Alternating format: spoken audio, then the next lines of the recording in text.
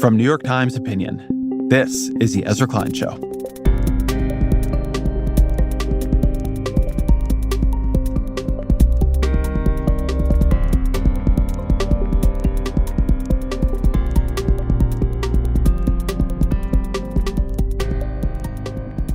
For all that Donald Trump's politics are soaked in nostalgia, his political career could only exist right now. That's partly because of the media forms that led to his 2016 campaign.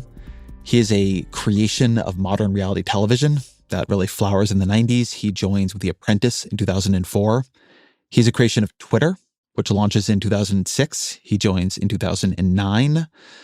Donald Trump, celebrity candidate. People know that story. But at most points in American history, he still couldn't have succeeded. Even if Trump had all that notoriety, all that money, he never could have become a major party's nominee for president because the party would have stopped him. That would have been its job. Until the 1970s, there was one way and one way only to win a presidential nomination. You had to win delegates at the convention. And you actually had to win them. They didn't walk into the convention committed to vote for you. Delegates were members of the party regulars, party politicians.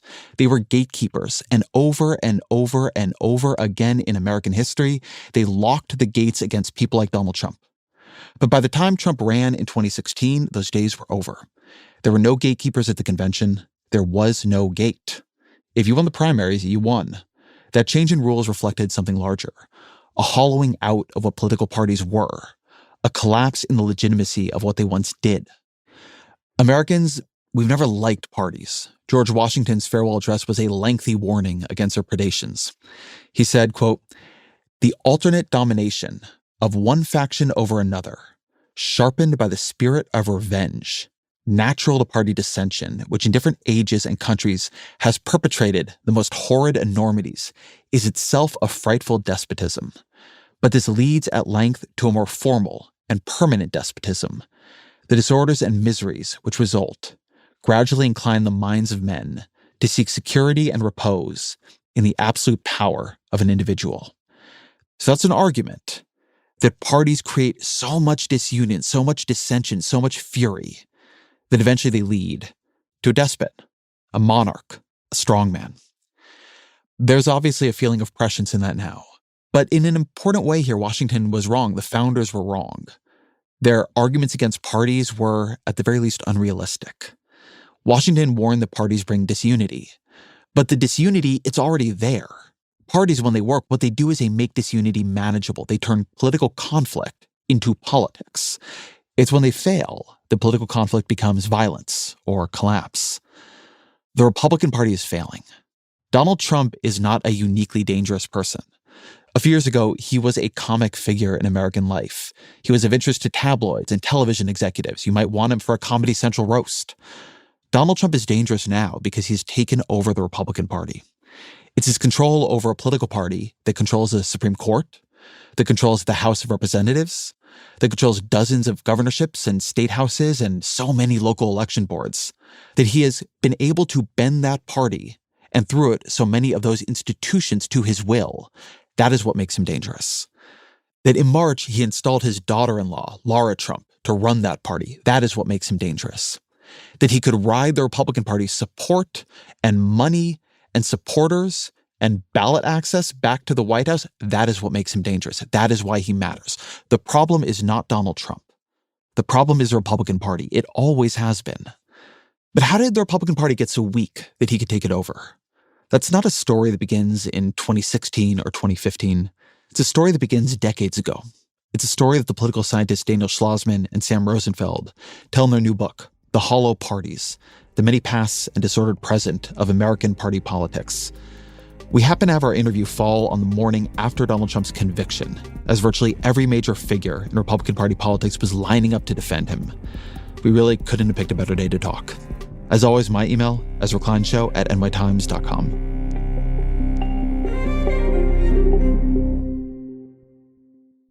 Sam Rosenfeld, Daniel Schlossman, welcome to the show. Great to be here. Pleasure.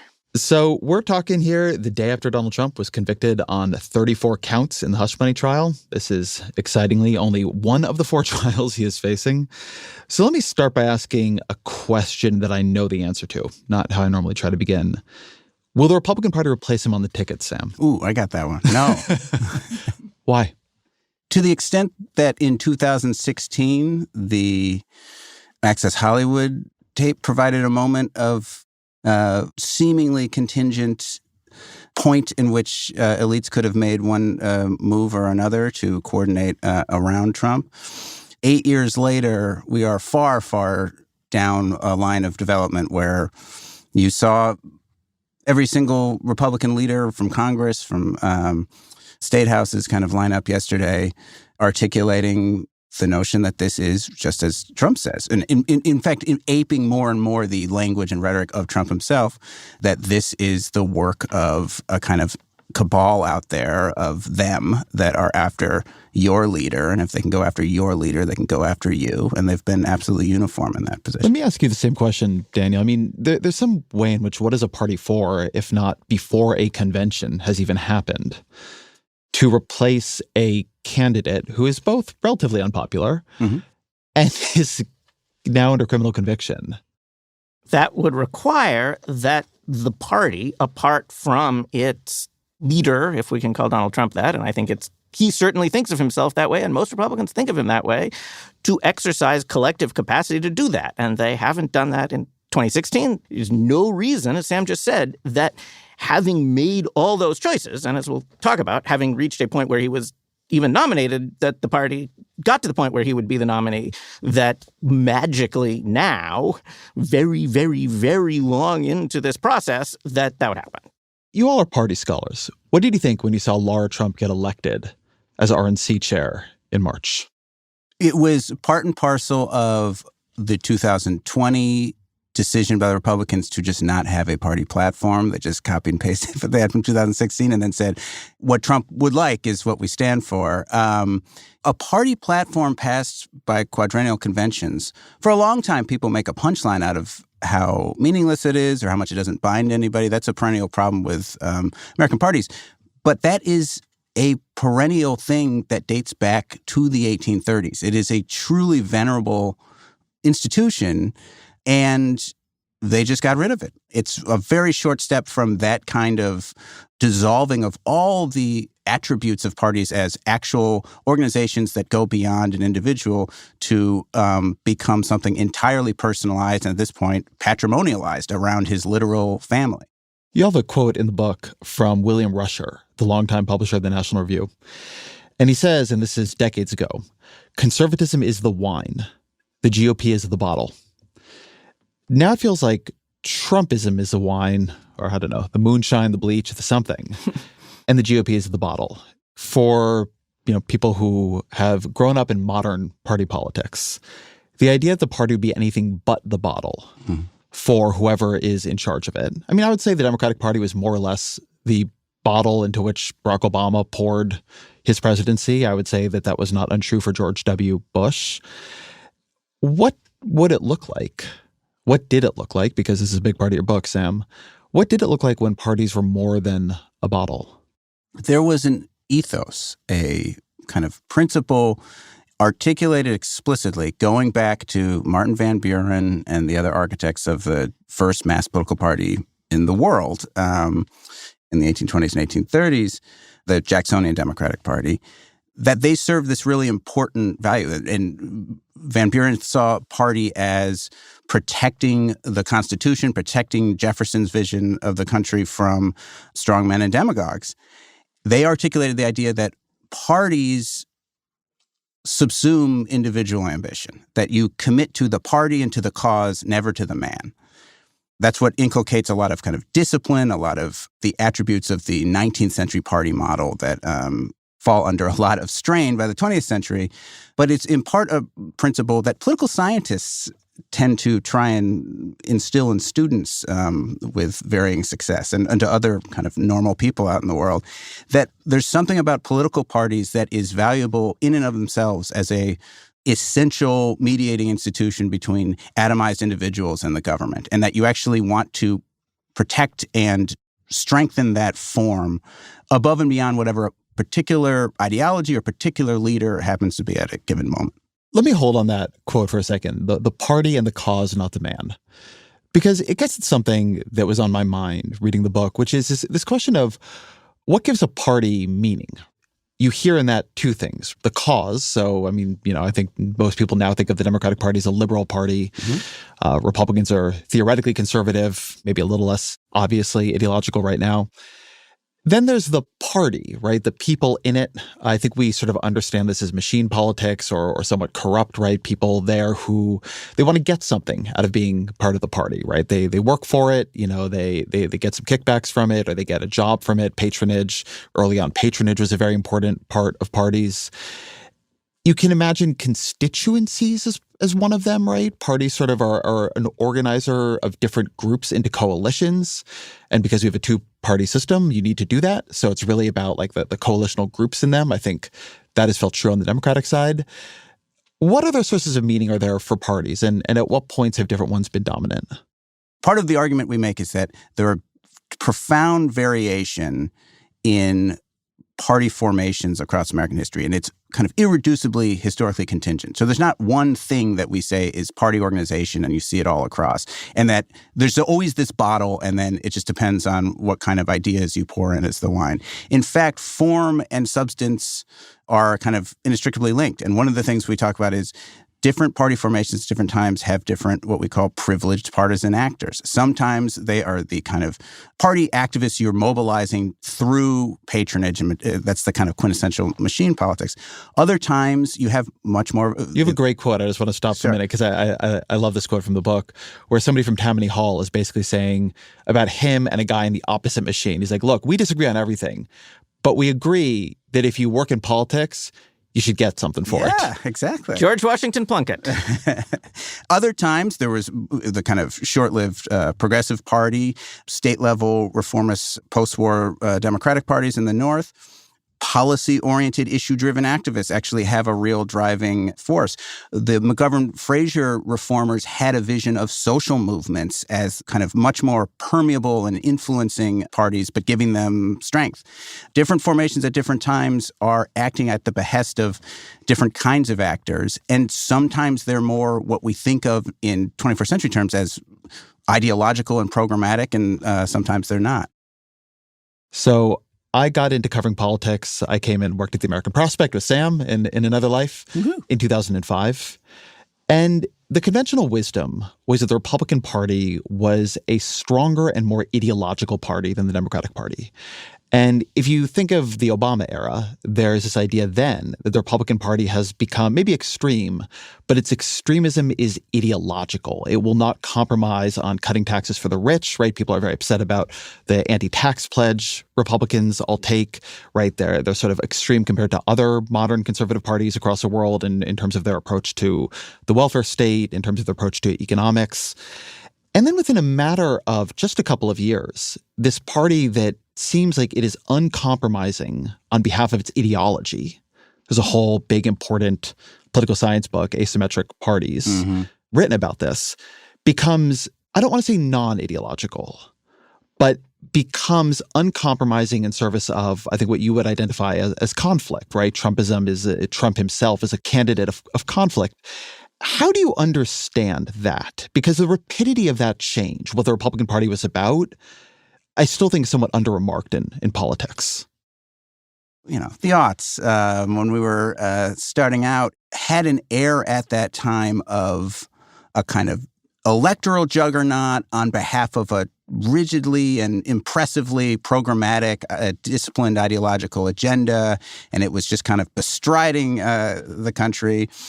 That was pretty temporary, it turned out. It all kind of fell apart due to Iraq, due to Social Security privatization, due to Katrina, et cetera.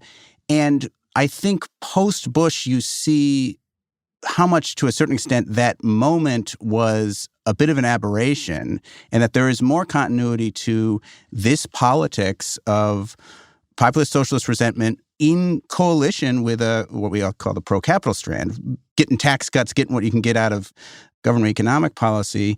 And that coalition is much more haphazard and not electorally efficient and all-powerful, and much more of a careening beast than what we saw in the kind of peak Bush rove. There's not a machinery. rove of that. Trump has been electorally successful without a Rove, Steve Bannon does not have, in the way Rove did, a sense of what are the demographics who are going to power my majority. It's let's throw a lot of resentment at the wall and see what sticks.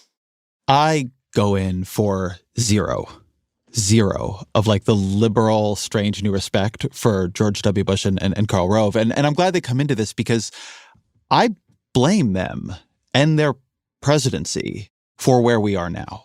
There's this moment, this very weird moment where after George W. Bush loses the popular vote and gets in based on some chicanery with butterfly ballots in Florida, but then is president during 9/11, and there's a strong rally around the flag effect. They have a strong 2002 midterm, where Rove, with their sort of ideological plasticity, tax cuts, but they're going to do Medicare prescription drugs for seniors, they're going to do immigration reform to win over more Hispanic voters. There's this weird idea that they're going to pass like 3 or 4 or 5 of these big bills, and like that's going to be the end of the Democratic Party.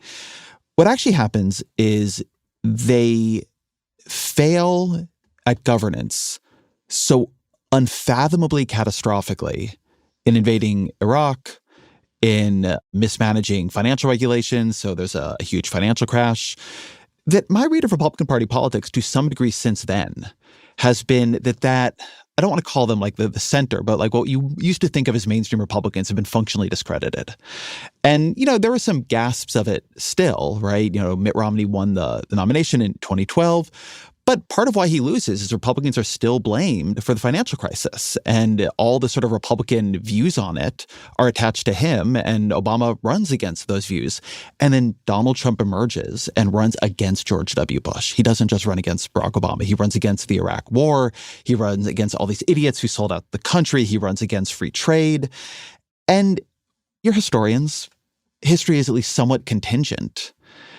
It does seem to me that a lot of our history turns on the failures of George W. Bush, and particularly a lot of the Republican Party's history turns on the failures of George W. Bush and what emerges as the actual disgust and willingness Republicans have to see somebody come in and destroy their own establishment, theoretically on their behalf.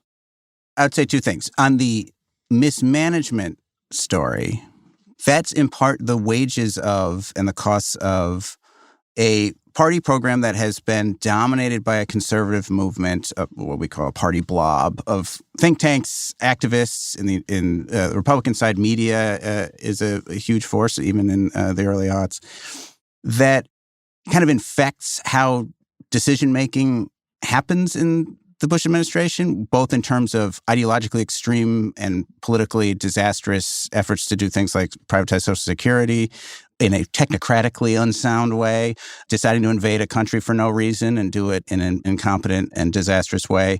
All the stuff we used to talk about in the aughts about the groupthink that seemed to be infecting everybody, the inability to hash out and kind of put things to the test of reality as they were making decisions. That is in part the story of a conservative movement that had gotten very bad at coming up with an agenda that was actionable.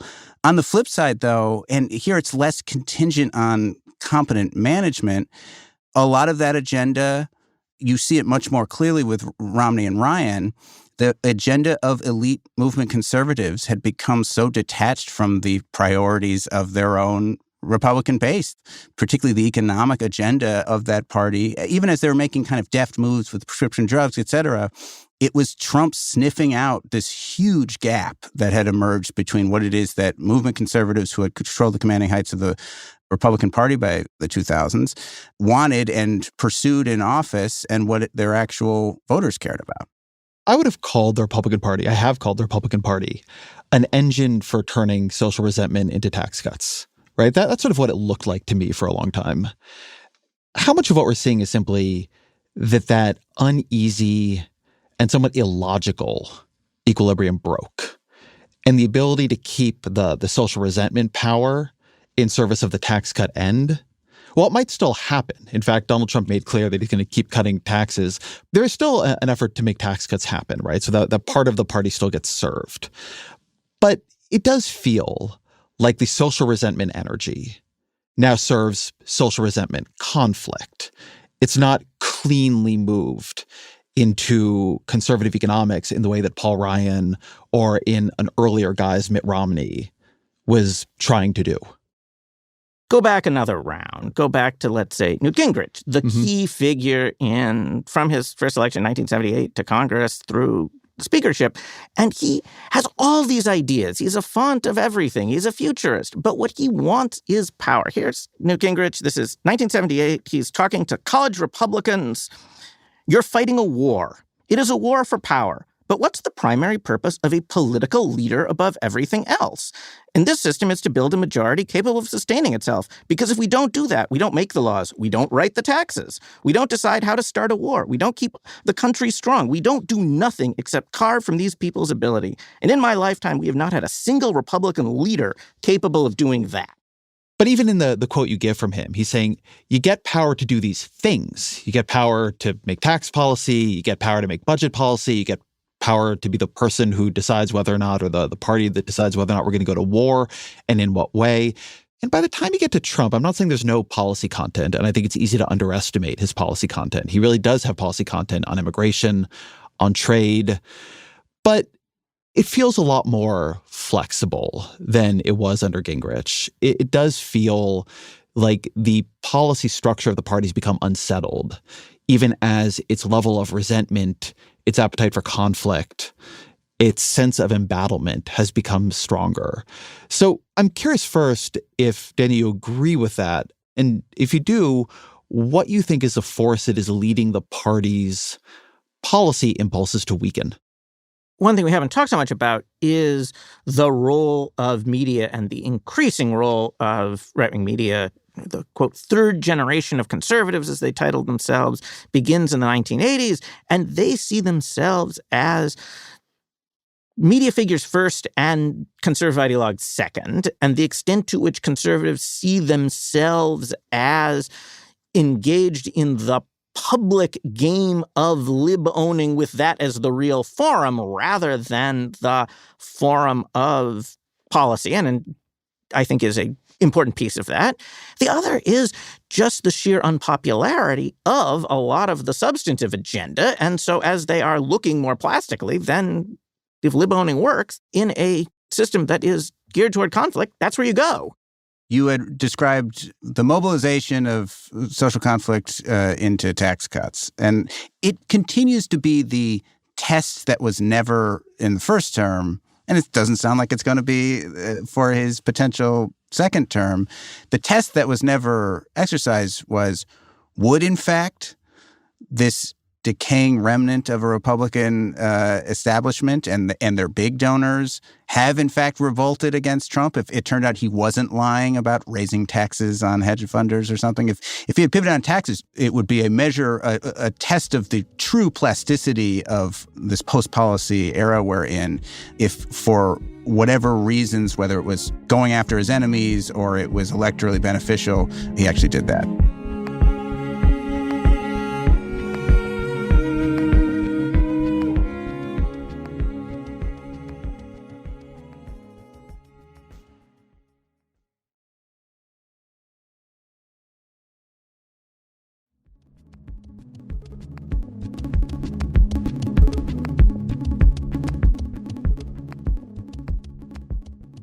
Let's go back another round, because I think Gingrich is a great figure to bring into this.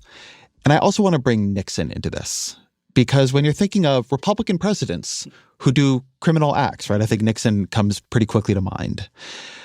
But Nixon is conducting Watergate in the context of a very different Republican Party, and a Republican Party that sounds very different. So I mentioned earlier, Laura Trump is, again, I really want to keep emphasizing this, now the chair of the Republican National Committee. But back then it was George H.W. Bush. And this is how George H.W. Bush talked about Watergate as RNC chair. Here's the key on this Watergate thing.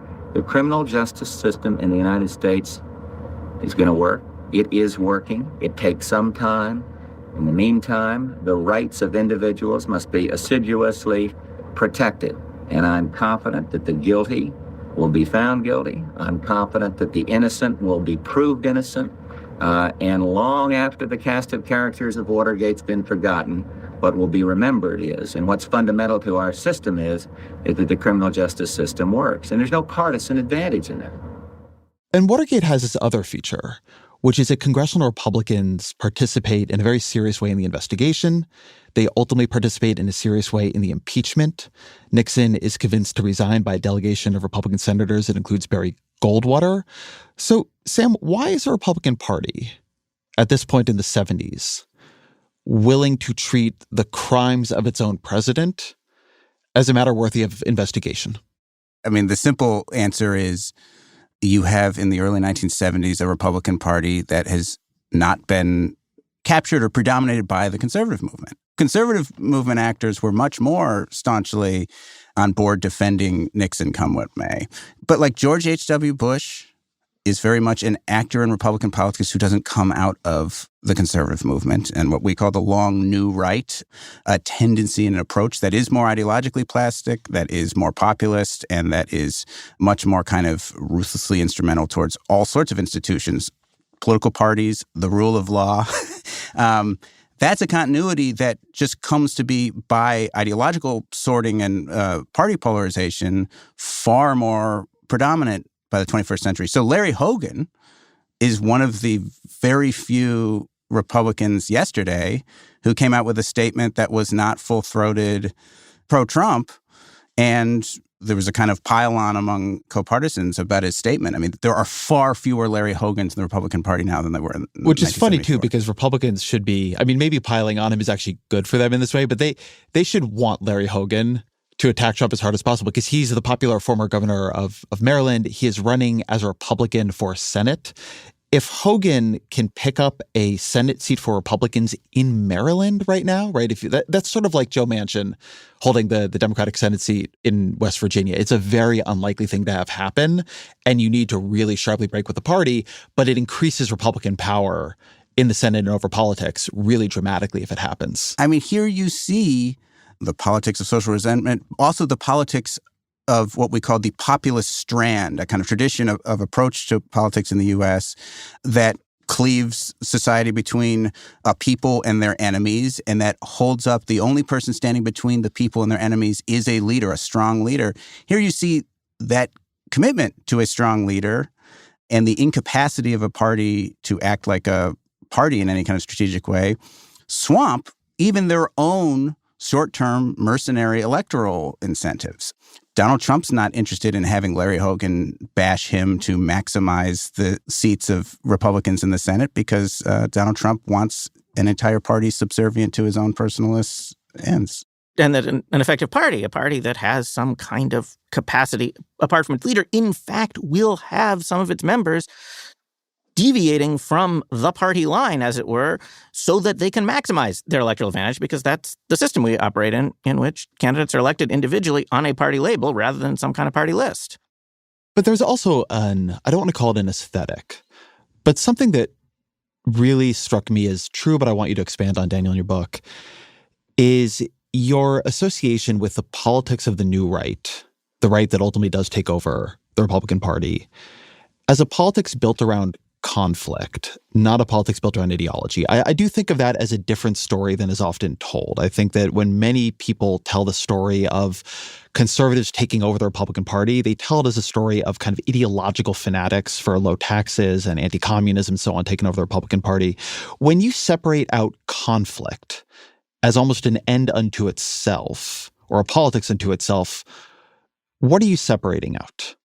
So in 2016, in her final presidential endorsement, months before her death, Phyllis Schlafly, who's been involved in politics on the right for well more than half a century, prominent for Barry Goldwater, lead Stop ERA, she endorses Trump, not Ted Cruz, Donald Trump. Why, she says? Because Trump is the only one who can stop the kingmakers. So she has the same analysis in 2016 that she had of Goldwater, that they're these mysterious kingmakers, and they are the key to the Republican Party, and they need to be stopped.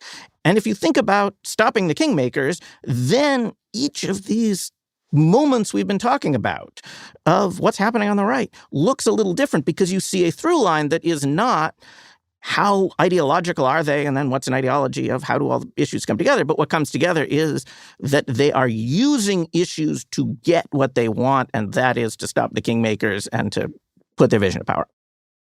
I don't think I understand the kingmakers idea here. And I mean that on two levels. So one, during much of this time, I would call Phyllis Schlafly a kingmaker, right? A conservative elite in a period where conservatives have taken over the Republican Party. But it also brings to the center this question, when you say the Republican Party is taken over by people for whom the point is conflict with whom and based on what?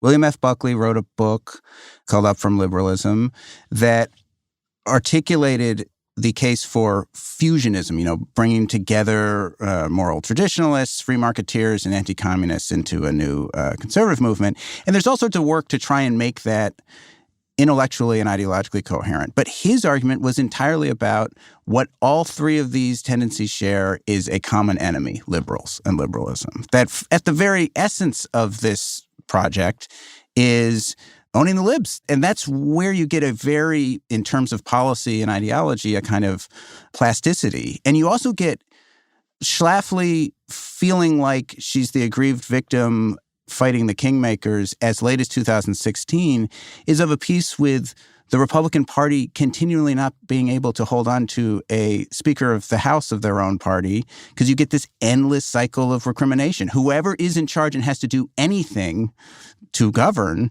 immediately falls victim to this same sort of story.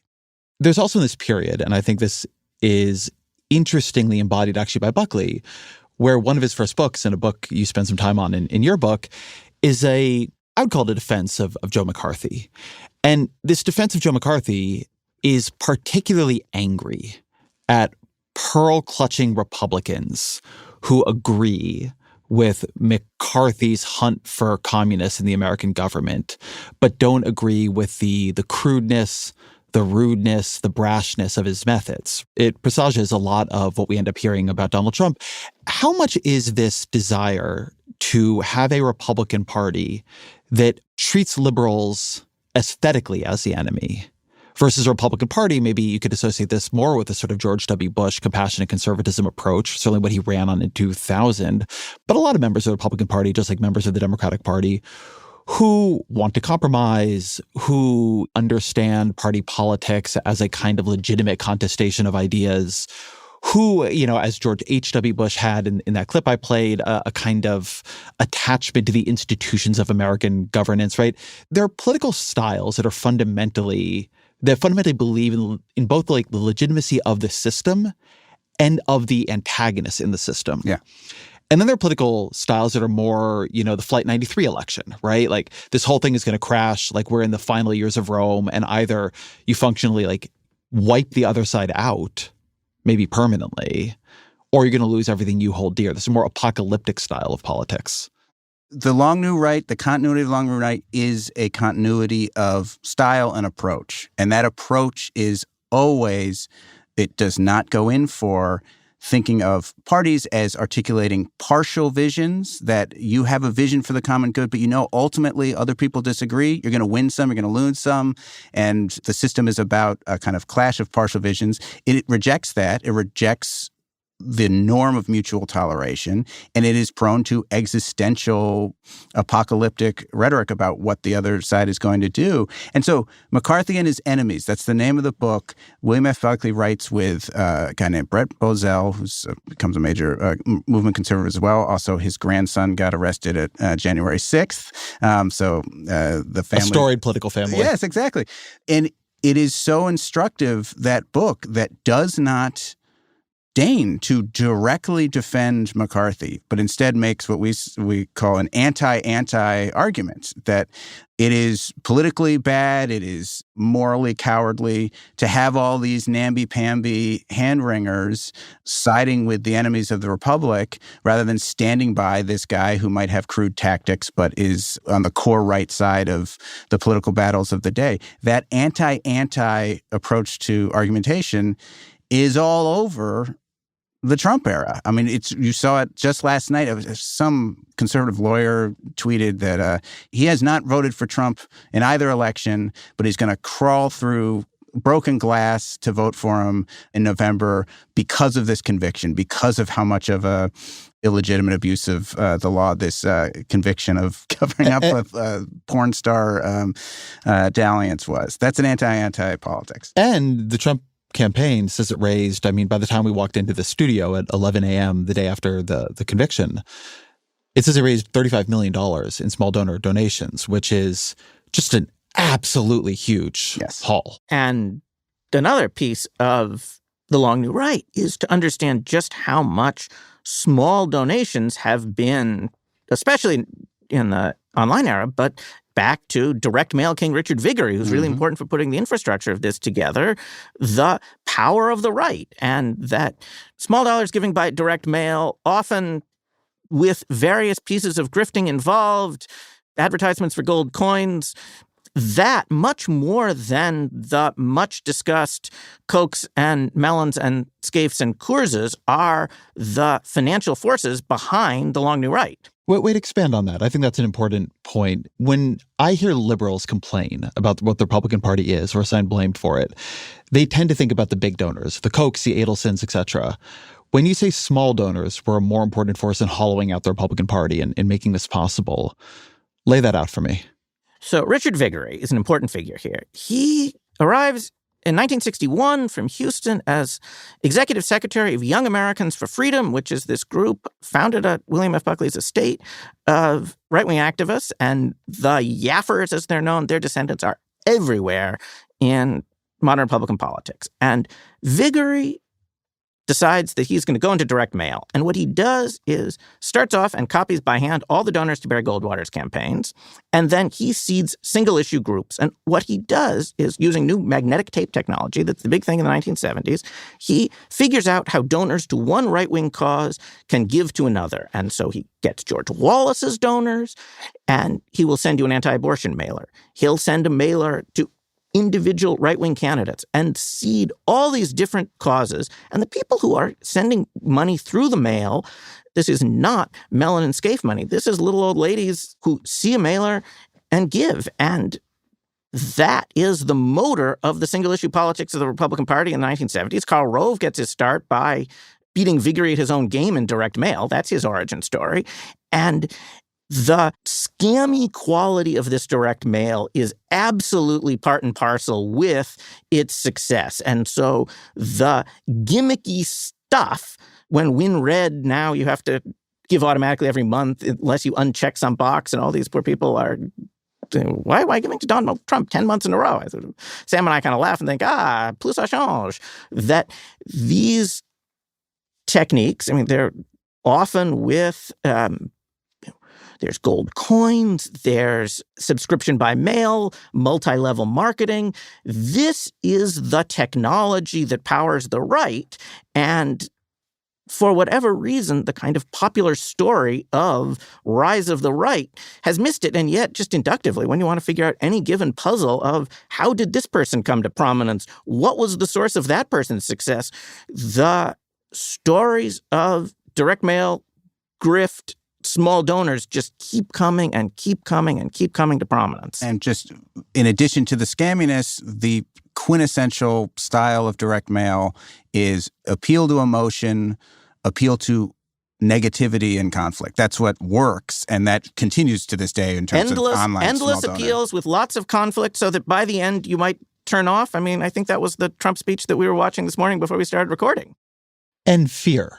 Right? I mean, one thing about all direct mail, not all, but a lot of it, and now direct email, is the apocalyptic tone, which also I think is a reflection of having to stand out in like a mailbox, right? Or in an email inbox. I mean, everything now has sirens in the subject line. Oh my God, did you see this? And then you realize it's from the DCCC. Yeah, and it's from Democrats, sure. Like, Ezra, I'm on my knees begging. And it's like Chuck Schumer. I'm like, I don't think Chuck Schumer is on his knees begging. I mean, liberals and conservatives learn from this. Morris Dees, later at the Southern Poverty Law Center, invents some of this stuff for the McGovern campaign, and Viguerie picks it up. But it is the right much more than liberals who are able to take these kind of direct mail appeals and really make something of them ideologically.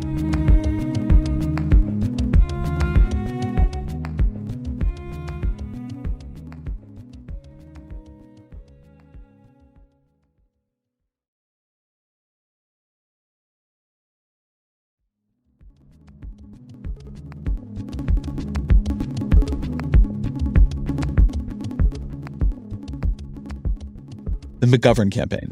That brings something up here.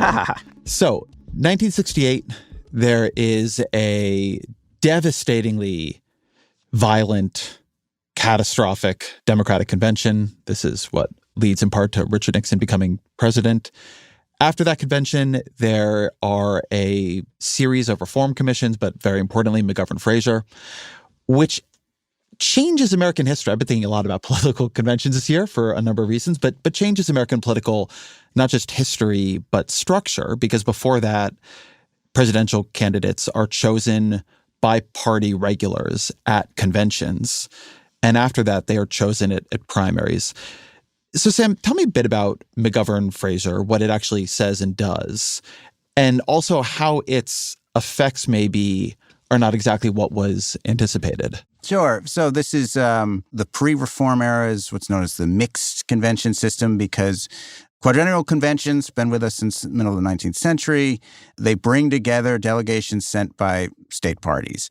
Well into the middle of the 20th century, it just varied how they selected those delegates. Some states had what we think of as direct primaries. Other states had state party conventions that chose the delegates that went to the convention. Others is just the state party leadership just chose it.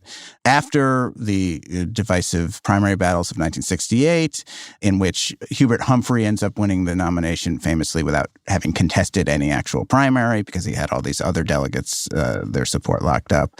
The anti-war candidates' forces, they lose trying to get an anti-war platform plank. They lose the nomination. As a sop to them, Humphrey forces agree to this commission that the DNC is going to authorize and give a pretty forceful mandate to reform nominating procedures into 1972. Long story short, what that commission institutes is uniform national baseline requirements for all state party delegate selection, that they have to be procedures that are transparent, that are open to participation from anyone who wants to participate. You have to actually have clear procedures publicized so people know when these decisions are being made.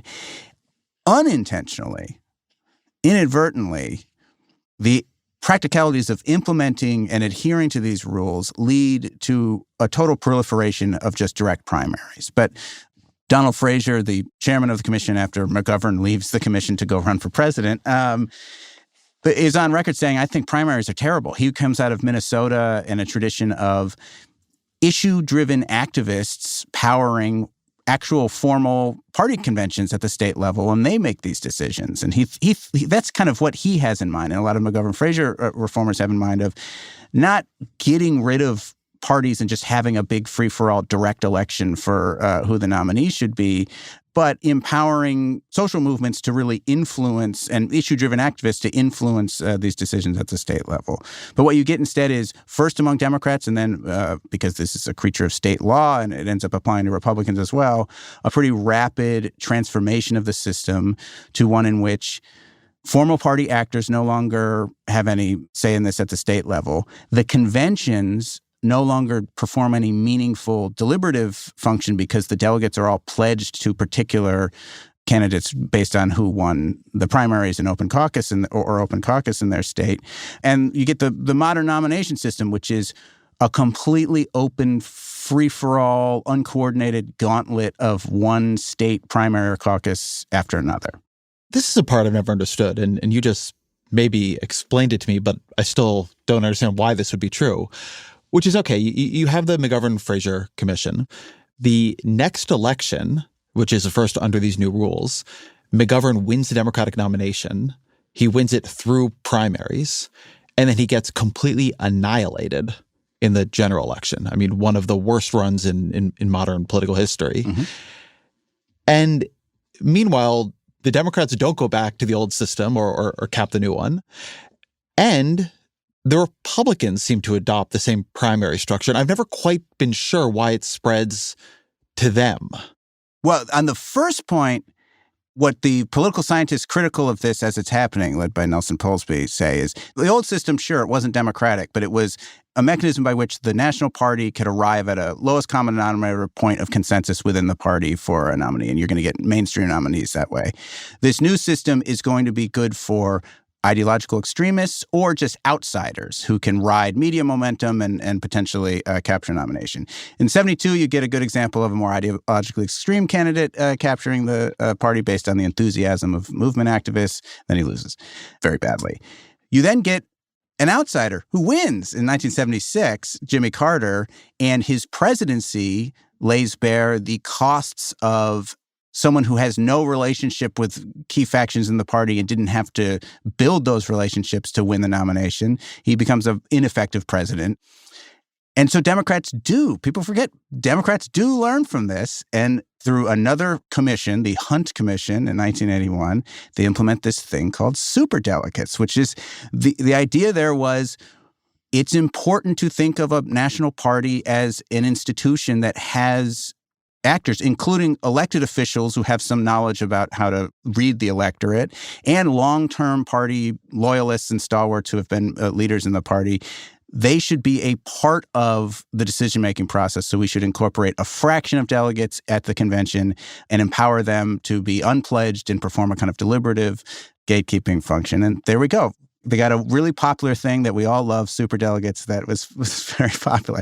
So, but then the story of the superdelegates is one we can keep talking about. But I want to pick up on the gatekeeping function in a second. But why does this spread to the Republicans? You said it's because it's a function of state law. I don't understand why that would be. There's a not truly fascinating answer, but mechanically, that parties are this complicated amalgam of, they're, in Leon Epstein political scientist terms, private utilities. And they are therefore amalgams of state law and party rules that are outside the jurisdiction of the courts. And parties are least subject to state or federal law at the national convention because states can't govern what happens at a convention that has delegates from all the states.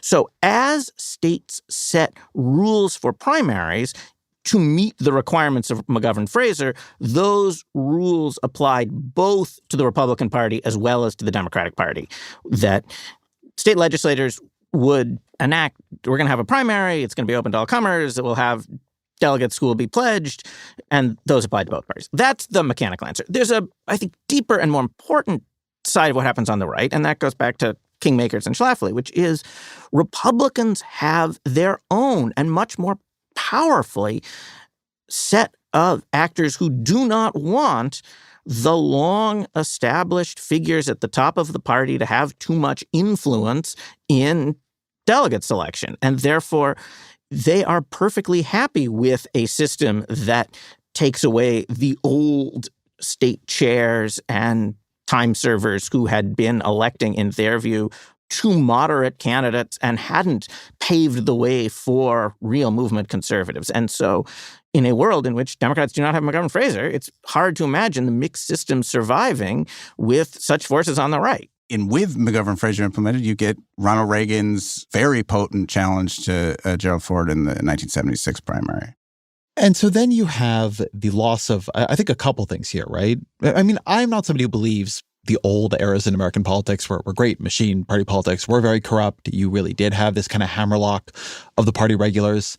But these things have their virtues as well as their vices. And one virtue might be that there is a tendency to try to choose candidates who you think will appeal to a broad part of the electorate. But the other tendency is the gatekeeping tendency. The other virtue is the gatekeeping virtue. A point that Levitsky and Ziblatt make in How Democracies Die, which is like a big book a couple of years ago that, at least as lore in part, leads Joe Biden to run for president.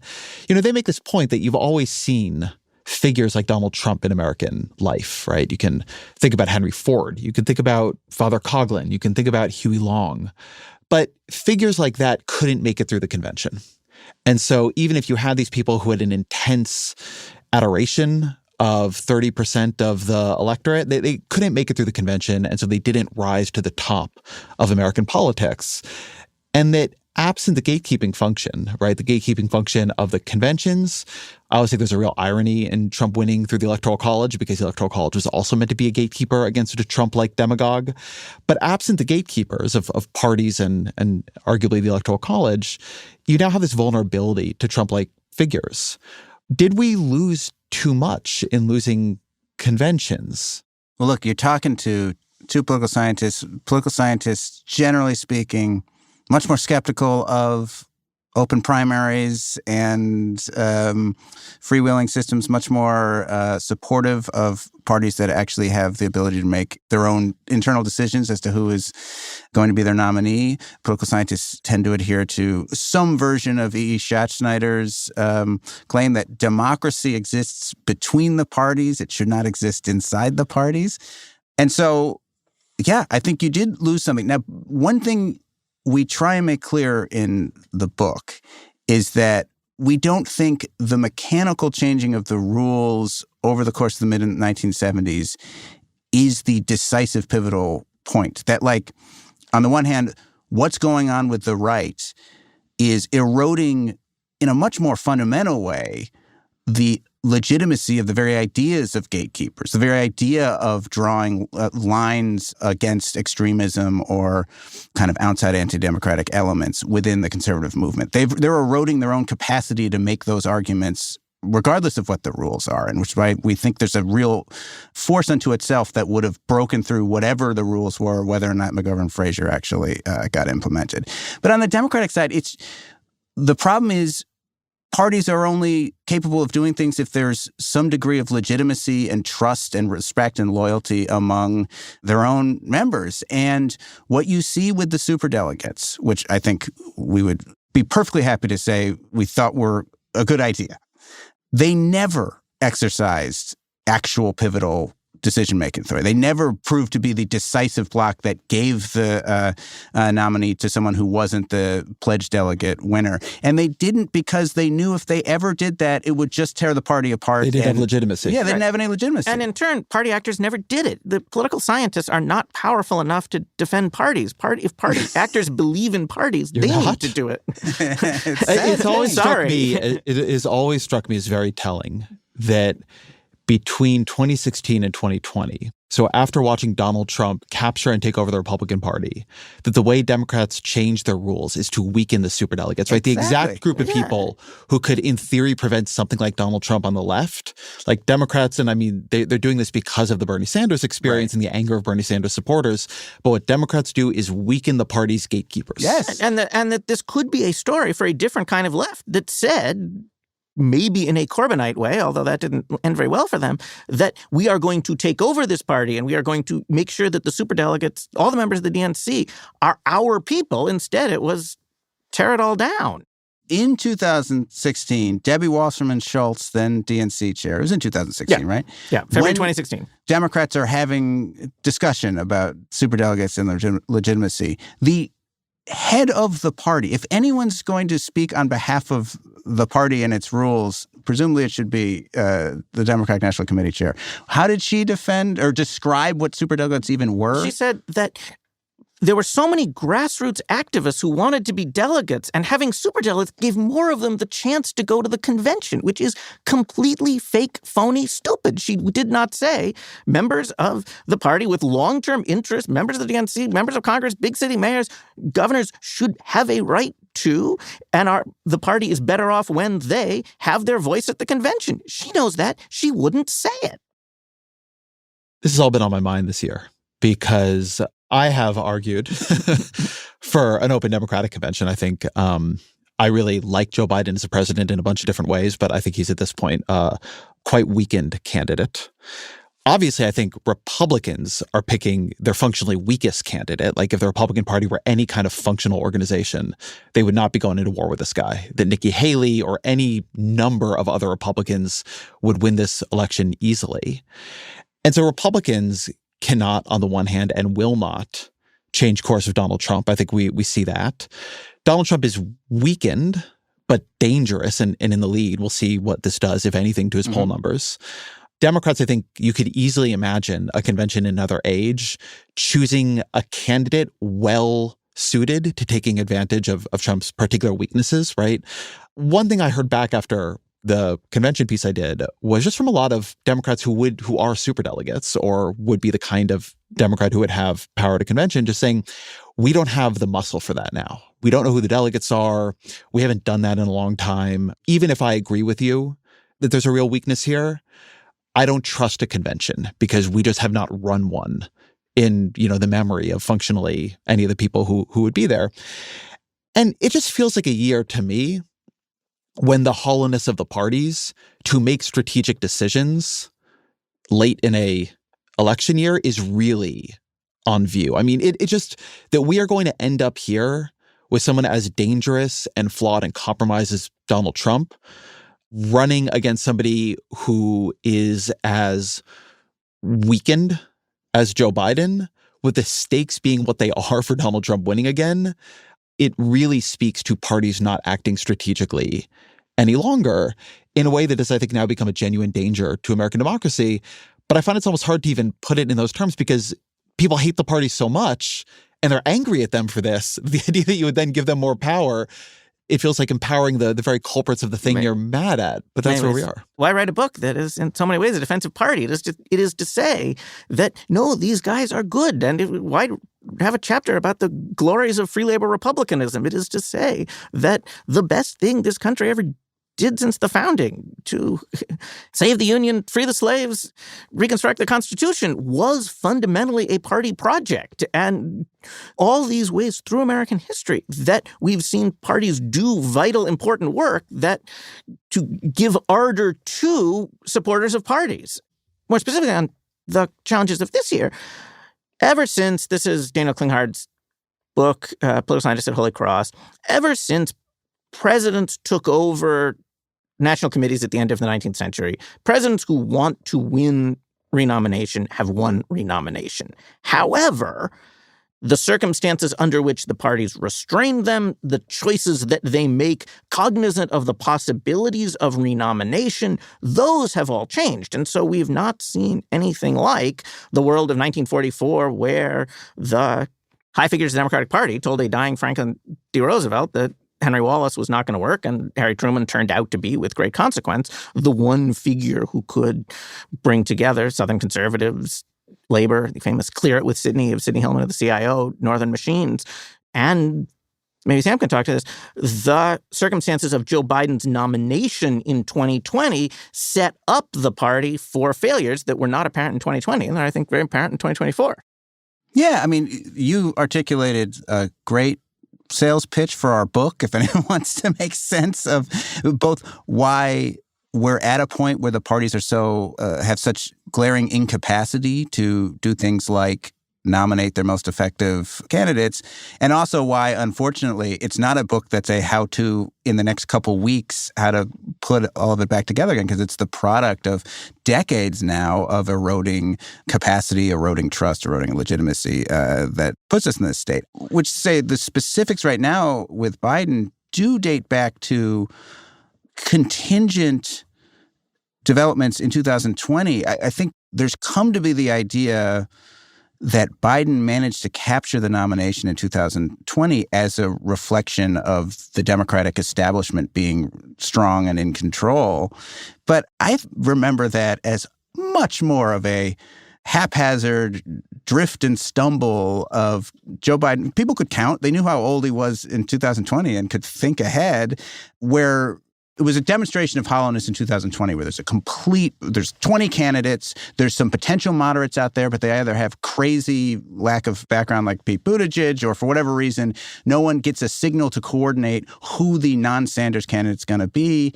And then you get, in a period of a weekend, this scramble after South Carolina for Buttigieg and Klobuchar to drop out. Maybe it was because Barack Obama made a phone call. And then all of a sudden there's a cascade towards Biden as a coordinating function. That's real late in the game. To the extent there was any coordination, it was held up as illegitimate. Like, oh my God, did you hear Barack Obama made a phone call? Like, that's what kind of a smoke-filled room, anti-democratic system is this? And then we get the president we get. Then he chooses the running mate he chooses, and you chooses without the long-term interests of the party. He has some short-term reasons that he wants someone with Harris's background, but this is not a pick that is made a la 1944, thinking about what are the factions that I need to assuage in my party and how is this going to work after I'm gone? And then I think it might have been. I think they might have just gotten what factions were going to need to be worked with wrong. I mean, I will say about the Joe Biden moment in 2020, I give everybody involved a little more credit. I do think it reflected something that you don't see in the Republican Party in this period, which is party actors converging, if in a haphazard way, and party regulars listening, right? Yes, the voters were looking for a signal. The voters were looking for a signal, and they took the signal. And I also think, though, and this to me is one of the places where I'm a little bit more frustrated with Biden and his team than other people, there were a series of signals sent very clearly that he was going to very seriously consider not running for re-election, right? There were all these stories written where, in fact, like people named as advisors to him said that he was going to only serve one term. It was not a pledge he made. People talked about him making that pledge. He didn't. Right. But the expectation, I think, among Democrats and Democratic elites was that if age became an issue, a significant issue for him, he was not going to run. Everybody knew how old he was. Like, running an 81-year-old was going to be a very risky endeavor. And things have sort of teetered on the edge of that. He is able to fulfill the job of the presidency, and he has trouble routinely and effectively performing the job of the presidency in front of cameras in a way that has become a huge and so far not really solvable political liability for them. And given that, they have not done the thing I think they signaled they would do, which is take that seriously and either figure out a way to solve it or he doesn't run.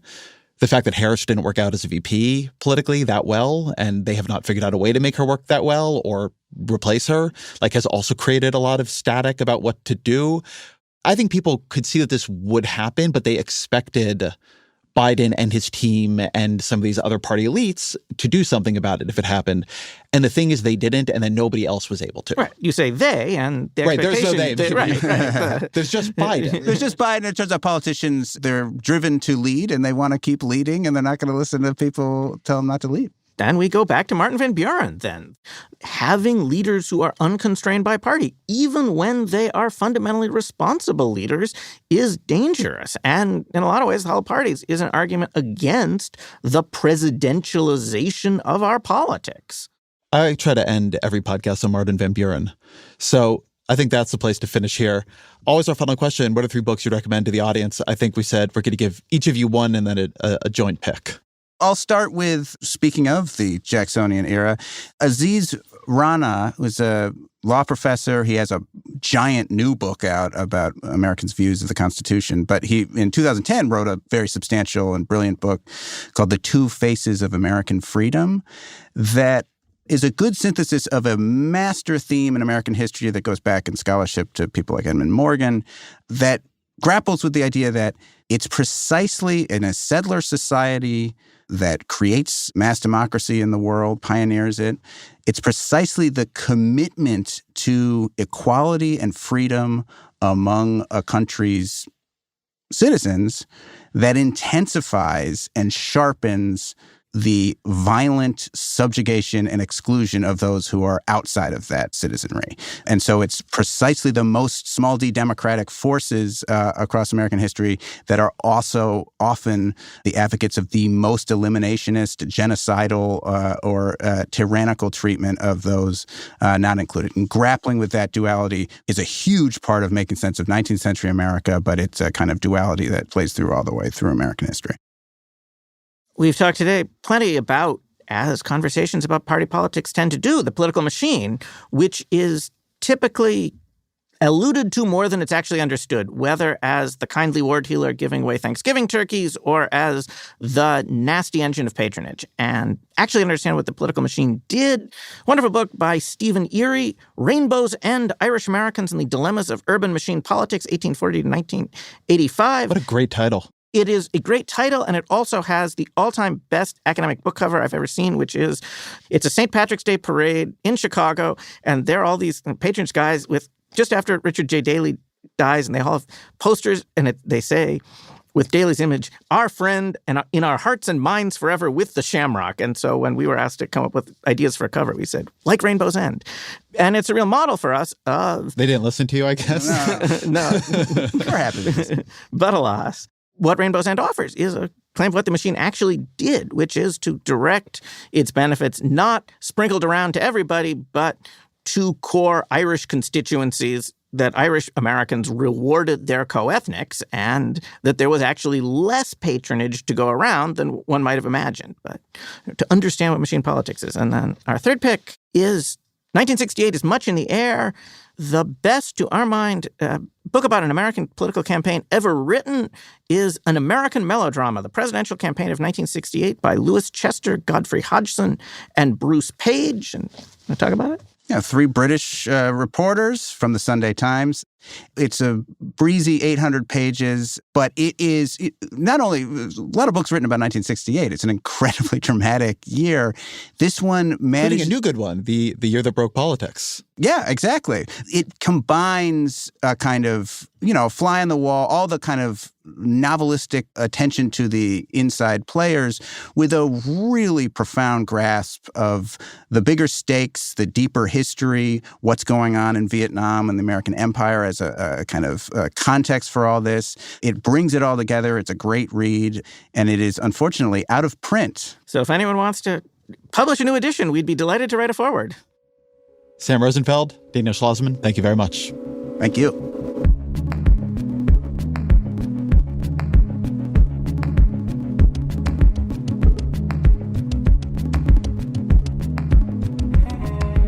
This episode of the Ezra Klein Show is produced by Elias Isquith. Fact-checking by Michelle Harris with Mary Marge Locker, Kate Sinclair, and Roland Hu. Our senior engineer is Jeff Geld with additional mixing by Amin Sahota and Afim Shapiro. Our senior editor is Claire Gordon. The show's production team also includes Annie Galvin and Kristen Lynn. We have original music by Isaac Jones, audience strategy by Christina Similuski and Shannon Busta. The executive producer of New York Times Opinion Audio is Annie Rose Strasser, and special thanks to Sonia Herrero.